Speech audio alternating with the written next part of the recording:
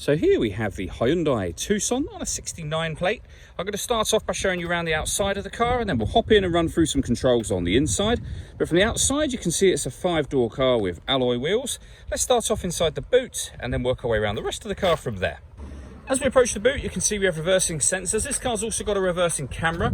Plenty of boot space as well, along with that 60/40 split folding rear seat, should you wish to increase the space even further. And then underneath this tray section, we have a space saver spare wheel. Okay, so we're just going to work our way back round to the front of the car, and then we'll hop in and run through some controls on the inside.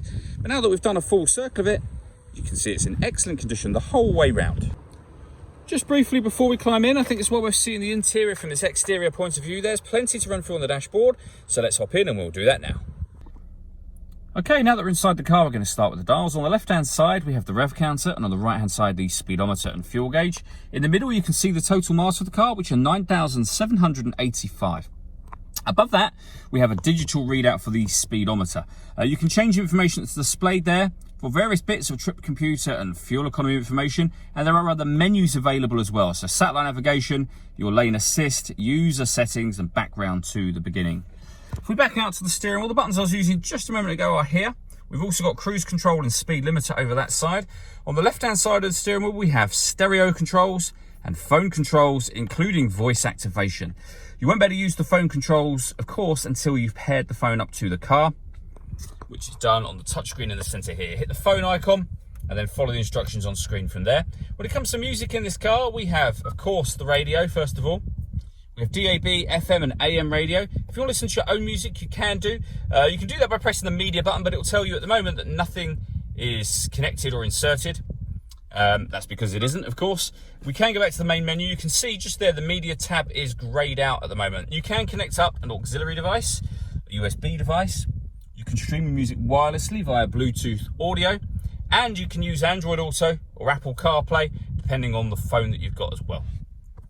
This car has got satellite navigation. There's a full video that shows how that works that you can find on our website and on our YouTube channel. And if we pop the car into reverse, you'll see that not only do we have parking sensors, but we've also got a full colour reversing camera with guidelines showing you what direction the car is headed in relation to the image that you see being shown on the screen.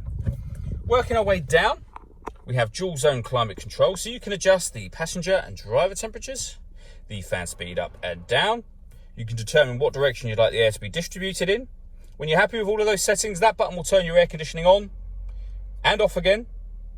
When it's on, you can hit auto if you wish to. In doing so, you're telling the car to take control of the direction of the air and the fan speed to maintain those temperatures, and you can hear it doing that. You can override it whenever you wish to. At the bottom, we have two 12-volt charging sockets, as well as the auxiliary and USB inputs that I mentioned a moment ago. We have a 6-speed manual gearbox, and then these buttons just here. So firstly, that one turns on and off the parking sensors. This one turns off the stop and start. This car's designed to cut out when it's stationary in traffic to save you fuel. That system is now off. And then these two, I'll show you on here. So the first of those turns downhill brake control on and off again. And the second one of those puts the vehicle in normal and sport mode for the steering on the car.